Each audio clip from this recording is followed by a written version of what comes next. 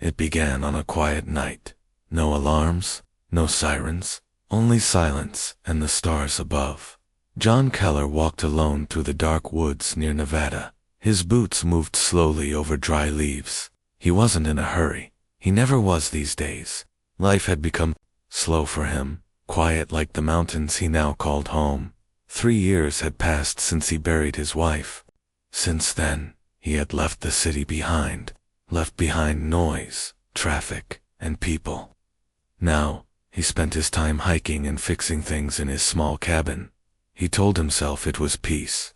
Maybe it was. But that night, something broke the stillness. A flash of light cut across the sky, bright, fast. It vanished behind the tree line. Then came the sound, a crash, loud, heavy, real. The ground shook beneath his feet. John froze for a second. His heart skipped. It wasn't thunder. It wasn't a falling tree. It was different. It felt like something had just arrived. He pulled out his flashlight and moved quickly through the trees. His steps grew faster. The sound still echoed in his ears. Something told him to go see. Something pulled him toward it. As he moved deeper into the woods, smoke filled the air. The trees thinned. He stopped when he reached the edge of a crater. It was wide and deep, like a wound in the earth. The soil was scorched.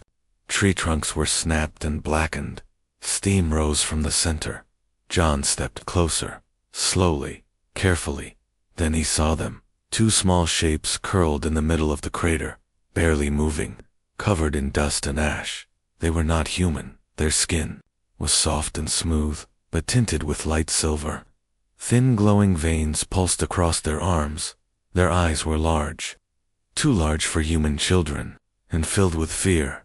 They looked no older than 5 or 6. They were crying. Quiet, weak sounds. They held each other tightly, shaking in the cold night air. John stared for a moment. His mind raced. This couldn't be real. Yet there they were. Not a dream, not a trick. Real children from somewhere far beyond the stars. He looked around. No ships, no other beings. Just broken trees, burning soil, and silence. They were alone. He could have walked away, could have turned back and pretended he saw nothing. But something deep inside him spoke louder than fear. Something inside him said, no child should cry alone in the dark. He took a deep breath and stepped into the crater. The children watched him, their eyes wide. They didn't run. They didn't scream. They looked tired, cold, like they had nothing left.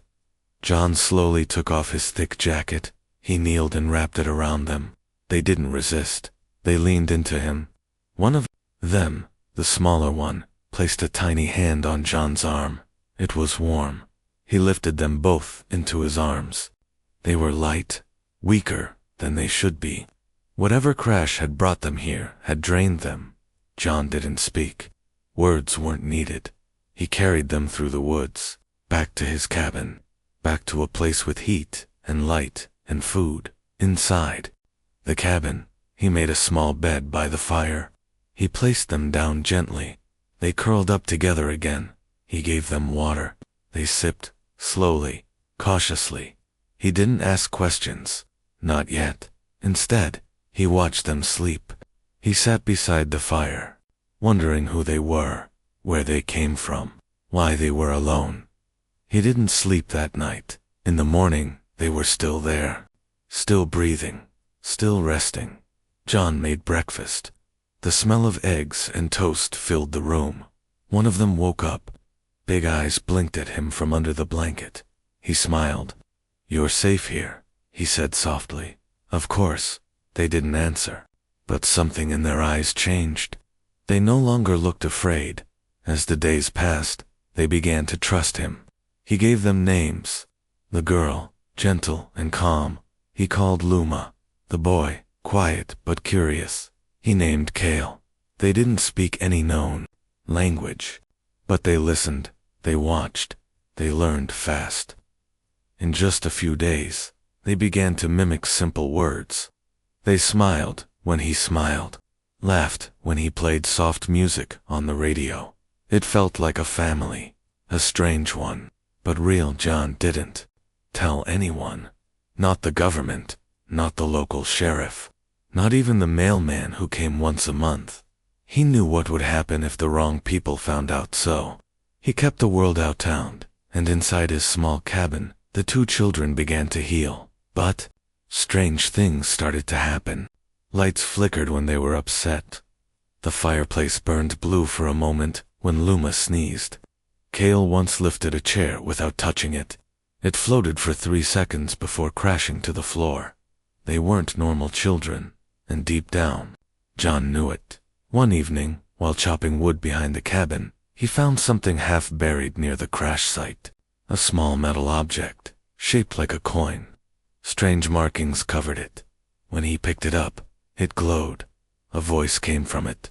"The heirs live," it said, then it shut off. John stood still for a long time. He looked back at the cabin, at the light, in the window, at the children he had grown to love.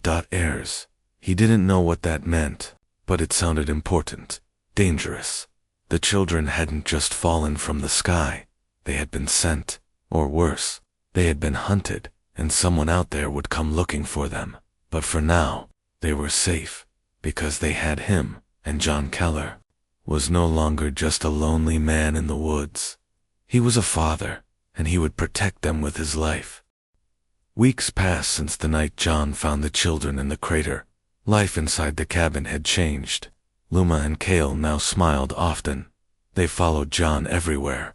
They helped him with small tasks, feeding the chickens, collecting firewood, washing vegetables. They laughed when he made silly jokes. They danced when the radio played old songs. John had never felt so alive. He built them a room beside his own.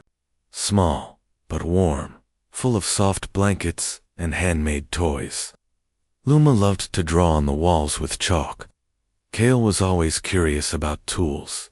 He watched John fix radios, fans, and even an old TV. But strange things continued to happen. One morning, the stove turned on by itself. Another time, the door opened even when locked. Kale once stopped a falling plate mid-air, holding it frozen for 3 seconds before placing it gently on the table. John didn't panic. He just sat with them. "Are you scared?" he asked. Luma shook her head. She reached for his hand. "No," she whispered. "Safe." It was the first word she ever spoke clearly. John's heart nearly stopped. Not from fear, but from something warmer, stronger. He smiled and nodded. Double quotes, "Yes, you're safe." But deep down, questions began to grow. Who were they really? What else could they do? Why had no one come looking for them? Or had someone already come? One night John sat at his old desk with the strange object he had found near the crater. The metal coin still held the same markings. He hadn't told the children about it. He had kept it hidden in a toolbox under the floorboards. That night, it glowed again. He touched it. It lit up softly. A voice returned. Crown signature confirmed. Royal code active. Protection failed. Heirs alive. The message repeated once, then stopped. John stared at it in silence. Royal.heirs. Those words made his skin crawl. He turned off the lights and checked the windows. Every noise outside now felt like a threat. Every shadow looked like it might move. That night, he didn't sleep. The next morning, he packed supplies. He told the children they were going on a trip. Somewhere safe. They didn't ask questions. They trusted him. He drove them far into the desert, where he knew an old friend still lived. Dr. Eliza Ramos. She had once worked with NASA. She had left it all behind to study strange signals from deep space. He hadn't spoken to her in years, but if anyone could help, it was her. The drive took most of the day. The truck rolled across dirt roads, past empty gas stations and silent hills. The sky turned orange by the time they reached a rusty gate. A sign read, "Private property, keep out." John drove through. Eliza lived in an underground lab, hidden. inside an old mine. It looked like a ghost town above ground, but below, machines still hummed, lights blinked, antennas reached for the sky. She met him at the entrance. Her hair had more gray now, her eyes still sharp. "You look like hell," she said. "You should see the world I just left behind," John replied. He introduced the children. Luma gave a small wave. Cale hid behind John's coat. Eliza blinked. "They're not from here, are they?" John shook his head. "I found them in a crater. That night," he told her everything. Eliza listened.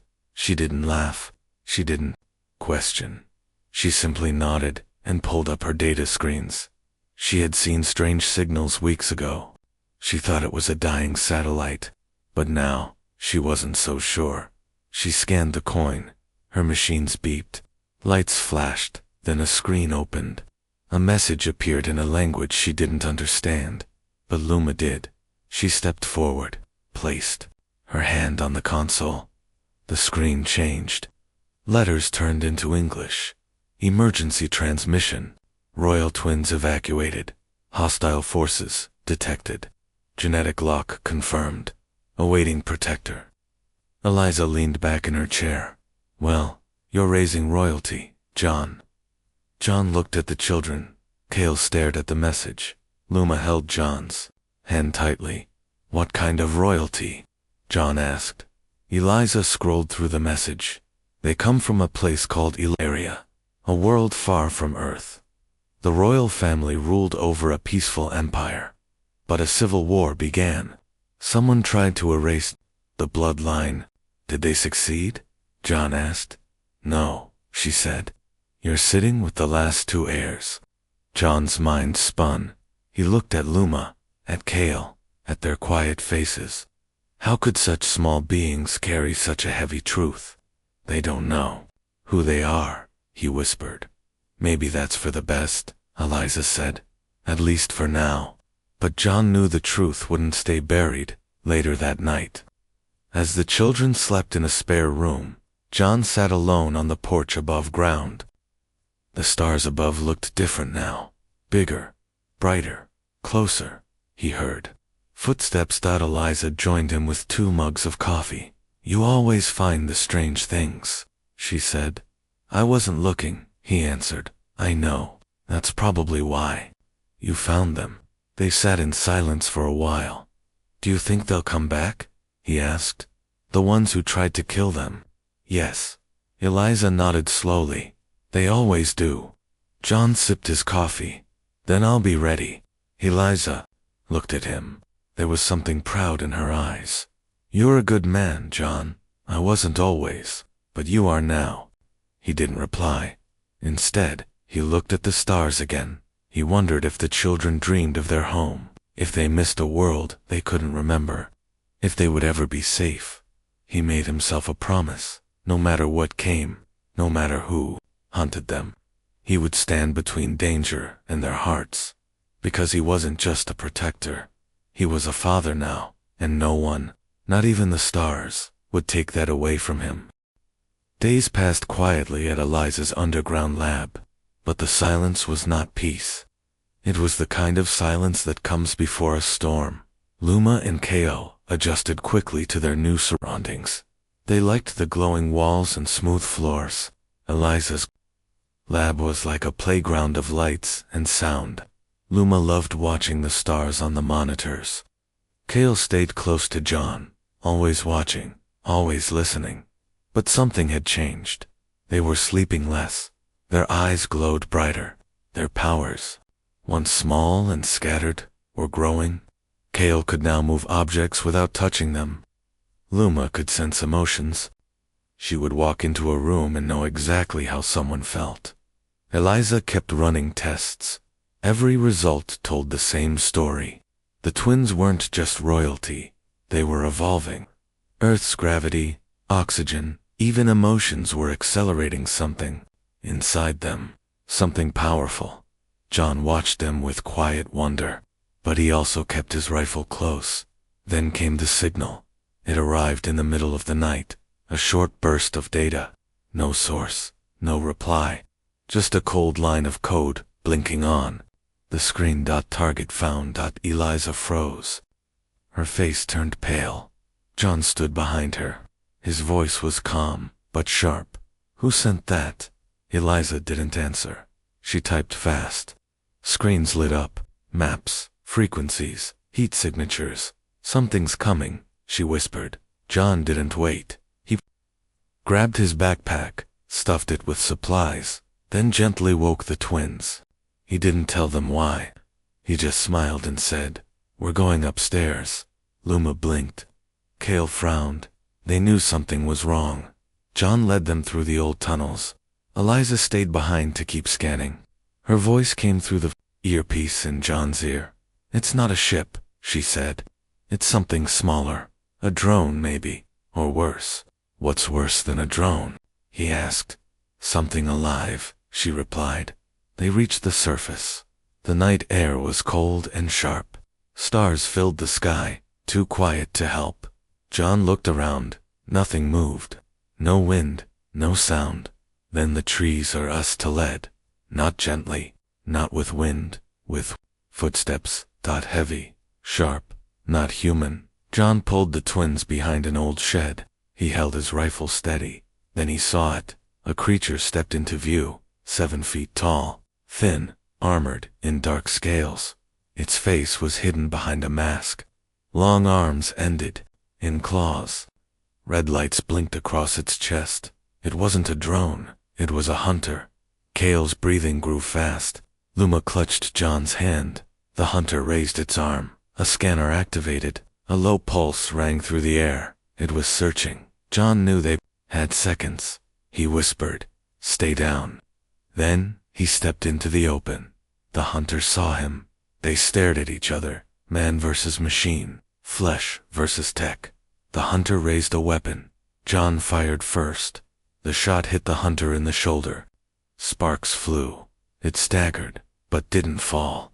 It turned and fired a beam of light. The ground exploded beside John. He rolled and fired again.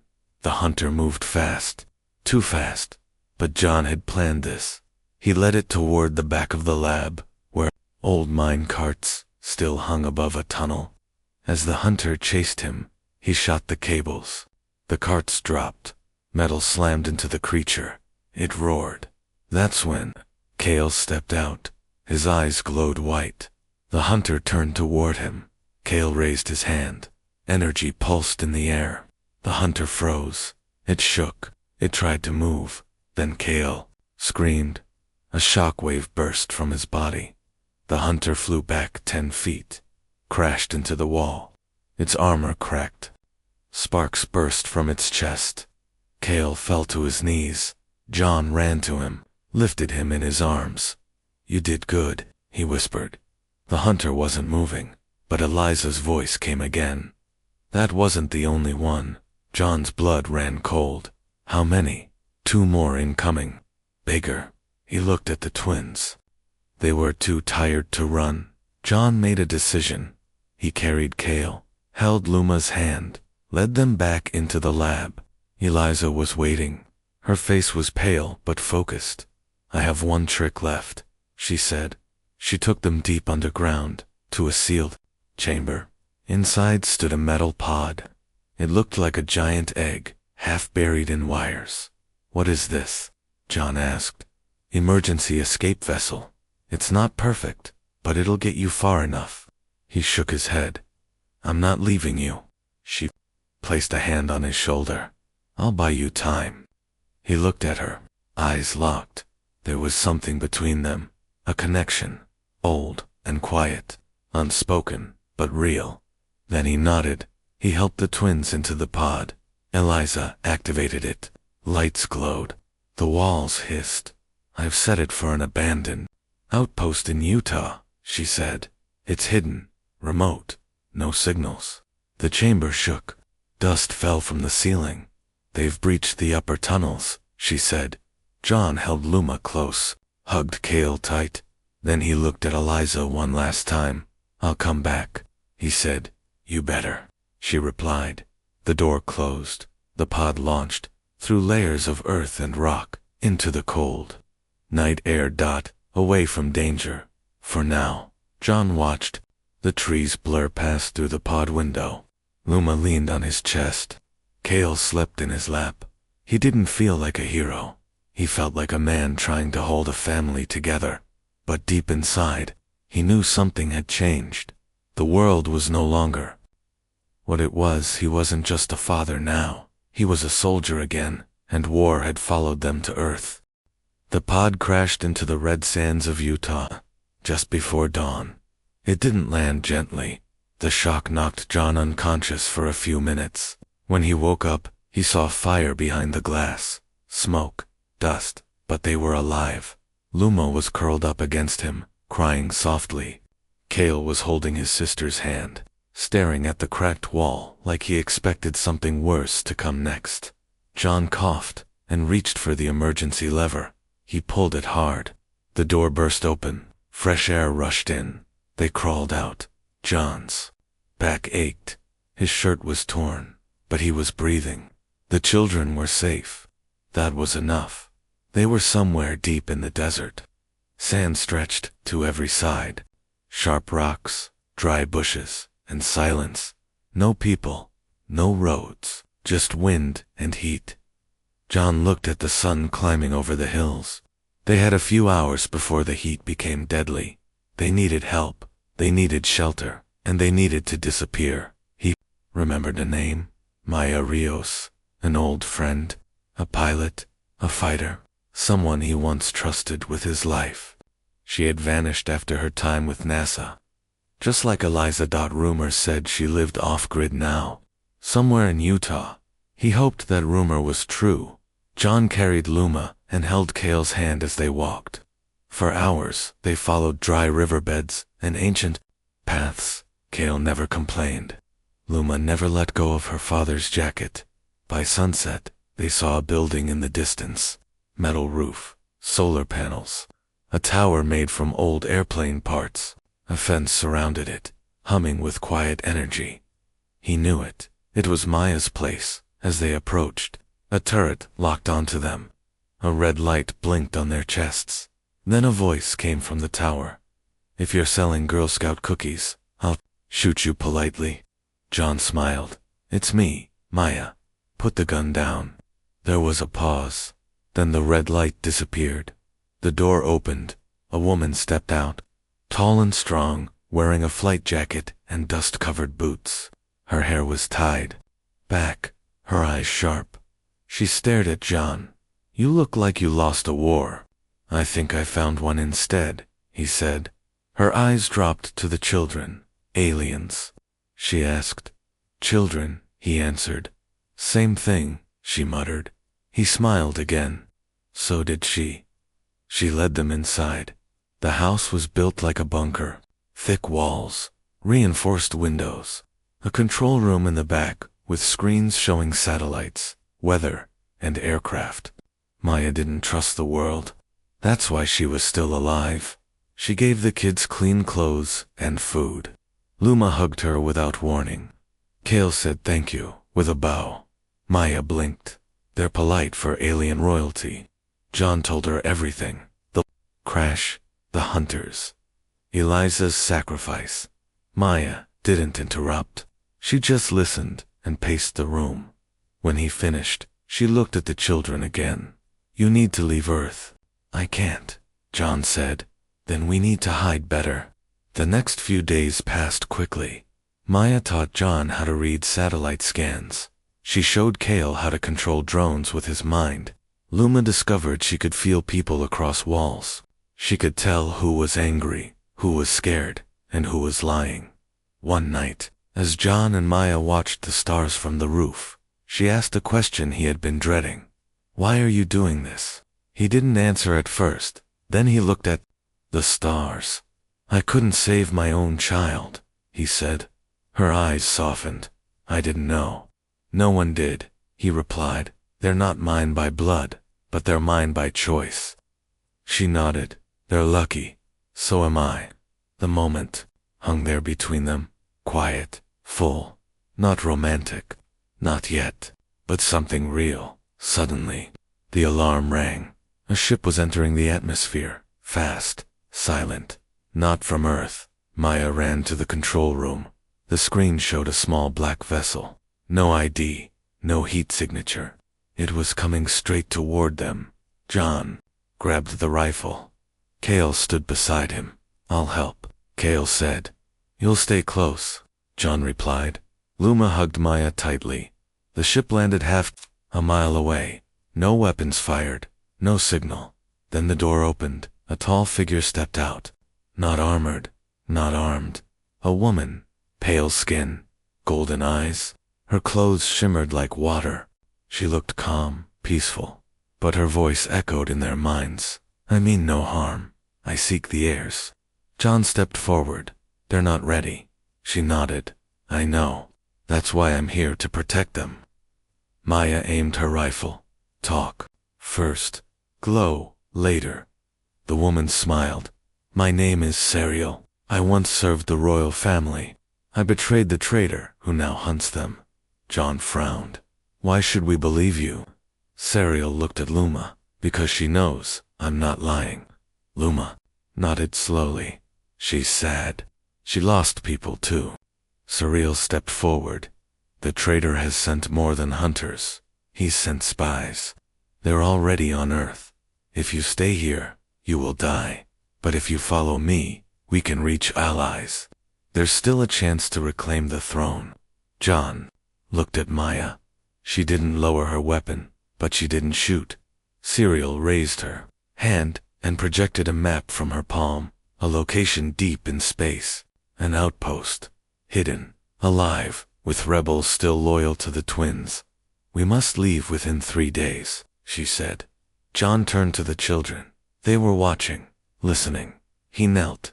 "This is your choice," he said. Luma looked at Cale. Cale looked at the stars. Then he said one word. "Go."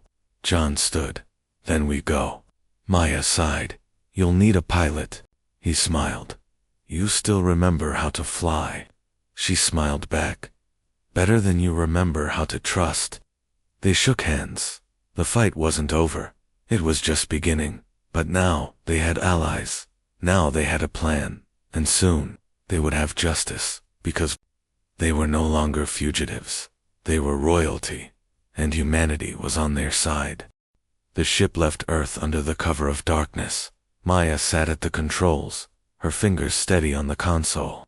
John stood behind her, watching the stars slip past the windows. Luma and Cale rested in their seats, their eyes wide with wonder. They had never seen space before, not like this, not with their own eyes. Serial stood near the navigation panel, her face calm, but her silence carried weight. She was watching, always listening, always thinking. Their destination was a rebel outpost called Argon V, a place hidden between asteroid fields, a place where old allies still waited, where people loyal to the Illyrian crown still believed in a future that had almost been lost. The journey took 4 days. On the second night, John found Maya outside the sleeping quarters. She leaned against the wall, sipping from a silver cup. "You don't trust her, do you?" John asked. Maya shook her head. "She's too perfect, too calm. No one that calm has clean hands." John nodded slowly. "But Luma says she's not lying. Doesn't mean she's telling the whole truth," Maya said. He couldn't argue with that. Still, they needed help. And right now, Serial was all they had. On the 4th day, the ship slowed. Outside the window, a large asteroid rotated slowly. It looked lifeless at first, just a giant rock floating in space. But as they approached, small lights flickered across its surface. Hidden panels opened. Weapons retracted. A voice came through the speaker. "Identify." Serial stepped forward. "This is Guardian, Serial, with the heirs of Illyria." A long pause followed. Then the gates opened. Inside, the station was quiet. Dark halls lit by soft blue lights, rusted metal, old tech, but still alive. A man greeted them, tall, thin. His eyes were sharp. His coat bore the mark of the Illyrian Guard, a silver flame across his chest. "Welcome, Guardian," he said. Serial bowed her head. "This is Commander Varric," she told the others. John shook the man's hand. Firm grip, cold skin. Maya stayed silent. Varric led them to a large room where others were waiting. Men and women in armor. Scientists. Mechanics. One by one, they bowed to the twins. Luma hid behind John. Kale stood still, unsure. "These are the ones we waited for," Varric said. "The crown lives." A celebration followed. Small, but full. Of hope. Later that night, John sat alone with Serial in the command center. "Why now?" he asked. "Why reveal yourselves after all this time?" Serial looked at the stars. "Because hope returned. Because you kept them alive." John studied her. "You knew they were on Earth." She didn't answer.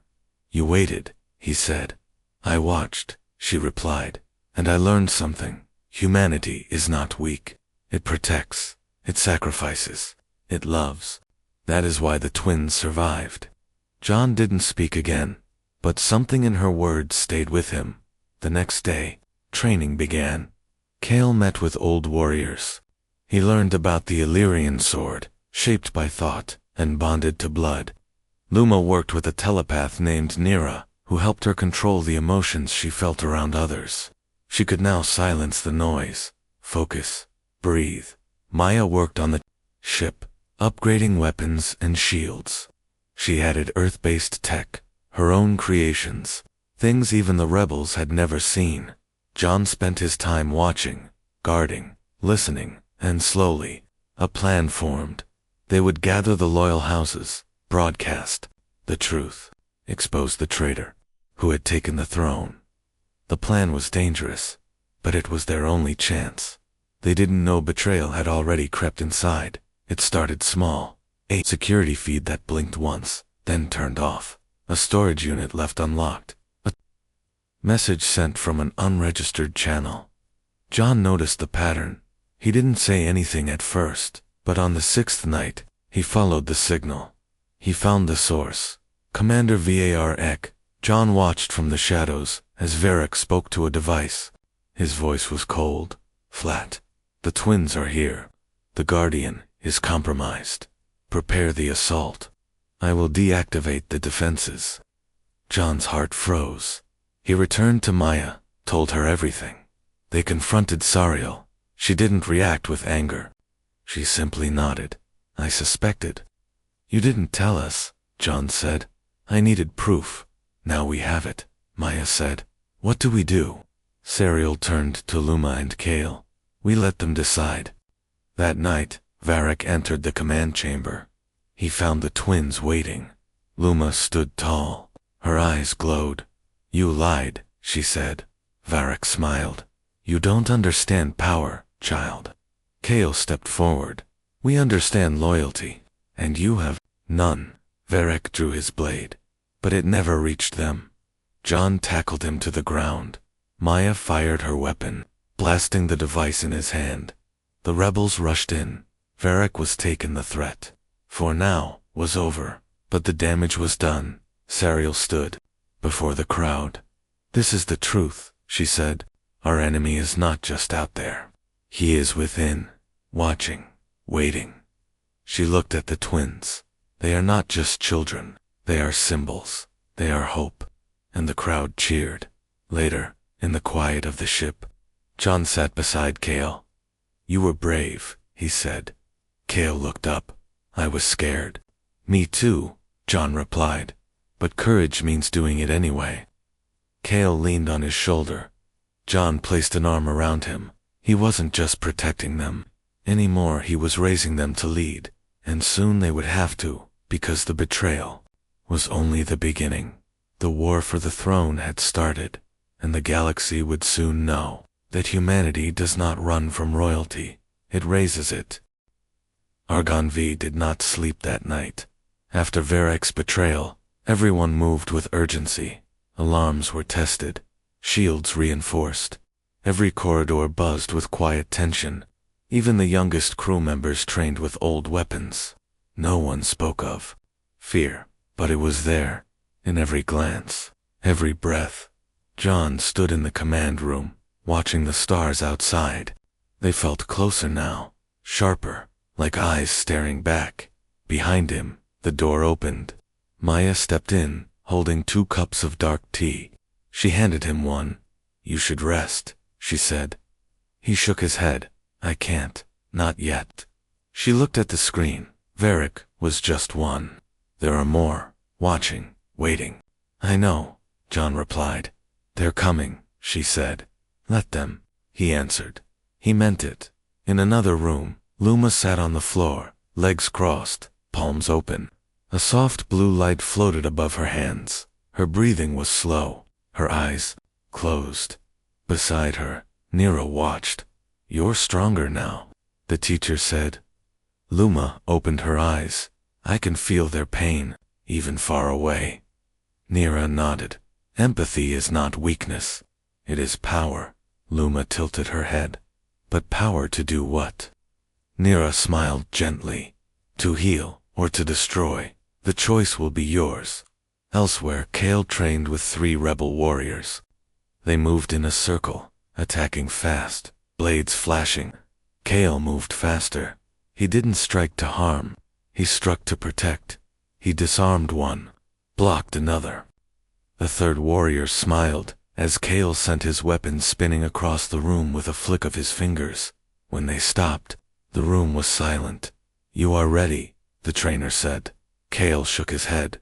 "I'm not," he replied, "but I will be." Later, the twins stood together on the bridge with Serial, Maya, and John. Serial spoke first. "We have one chance, one moment to bring the loyal houses together.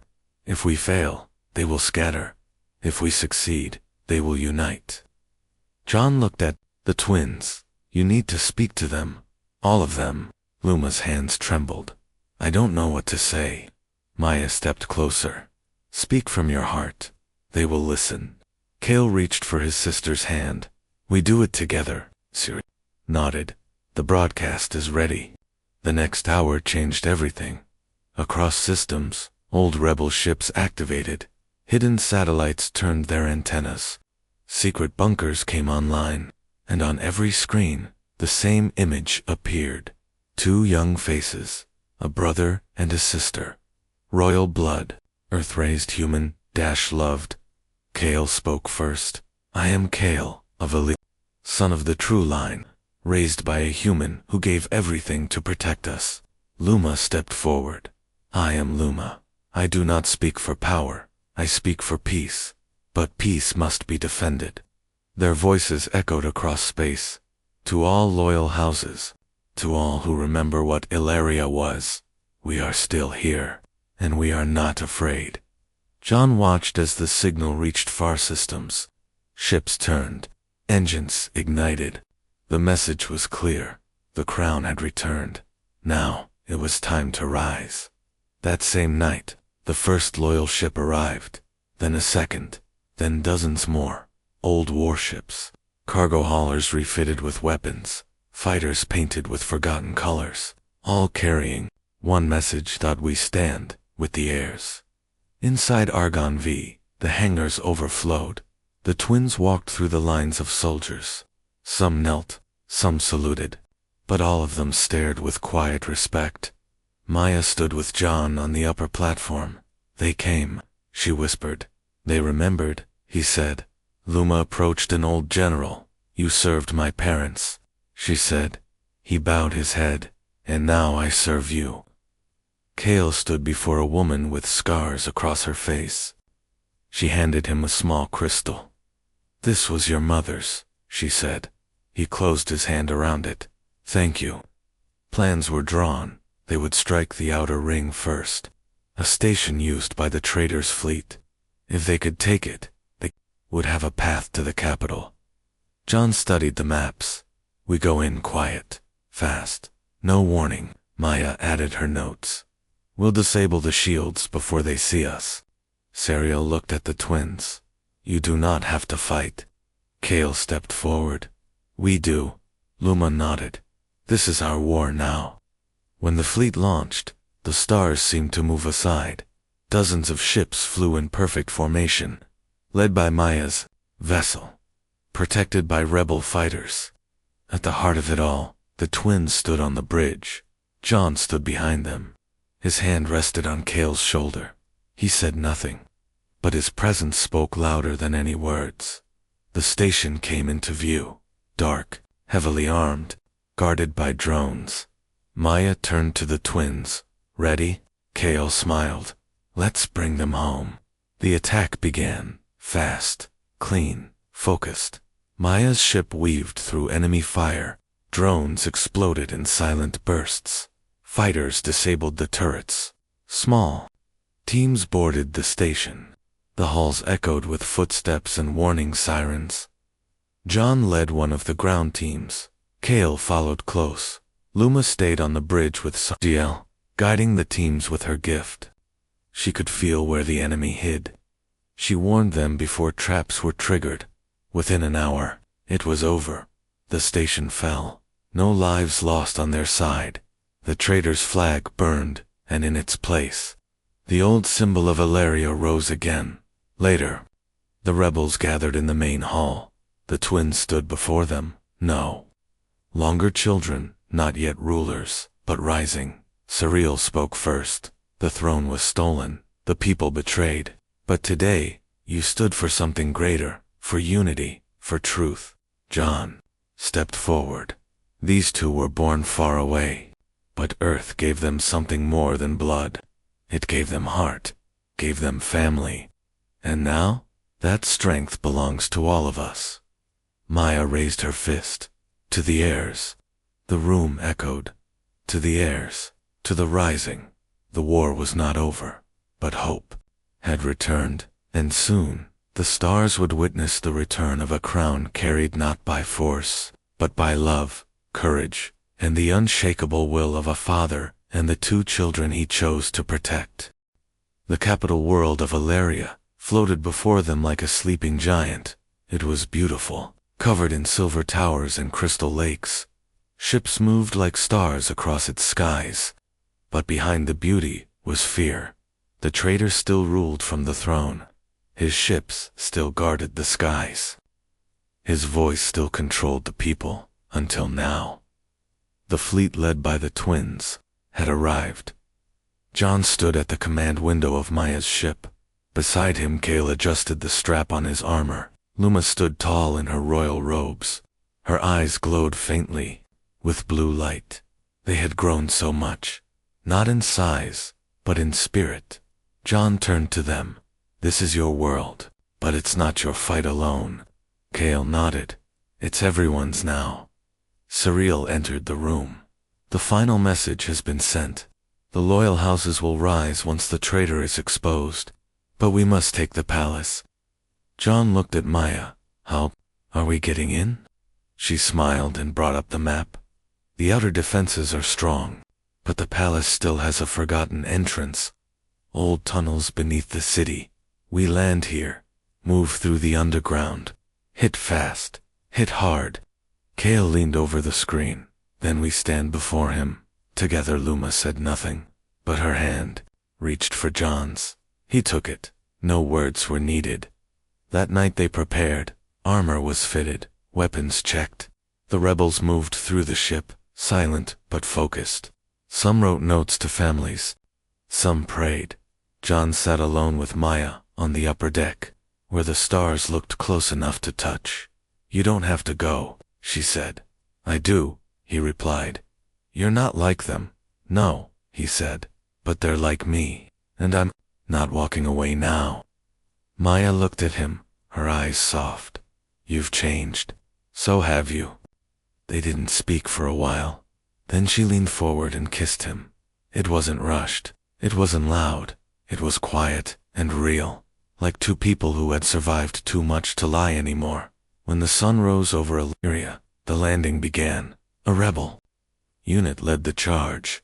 Maya flew low, guiding the ship through the city's outer shields. Rebel fighters swarmed overhead, drawing fire from the palace cannons. The twins, John and Sariel, dropped into the tunnels with a small team. The air was damp, the walls old. They moved fast. Every step echoed with history. At the end of the tunnel, a sealed door waited. Kale reached out. The lock sparked, then opened.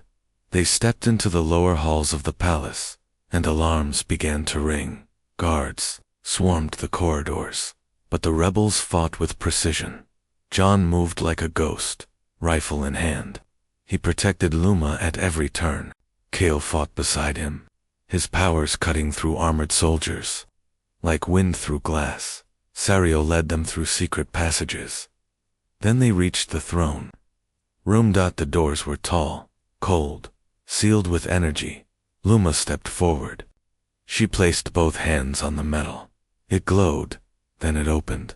Inside, the traitor stood waiting, tall, dressed in black armor, his face cold, his voice smooth. So the orphans have returned. Kale stepped forward. We are not orphans. Luma followed. We are Area. The traitor laughed. You think this is your victory. You brought humans. You rely on them. You are weak. John raised his weapon. Try me. The traitor raised a hand. Energy formed around him, a dark, burning light. Sariel jumped in front of the twins. The fight began. It was fast, violent. The traitor struck with rage. He used the throne's power to attack them all. Kale blocked a blast with his hands. Luma reached into the traitor's mind. She saw his pain, his fear, his jealousy of their mother, his hatred of love. She didn't return it. She used her light. She broke through the darkness. Sariel struck next. Her blade found its mark. The traitor fell to one knee, then Kale finished it. He looked into the eyes of the man who tried to kill them. And he said one word. No, he didn't strike. He didn't destroy. He let him fall. The traitor collapsed. The palace went silent. Outside, the people rose. The rebels flooded the streets. Banners returned to the skies.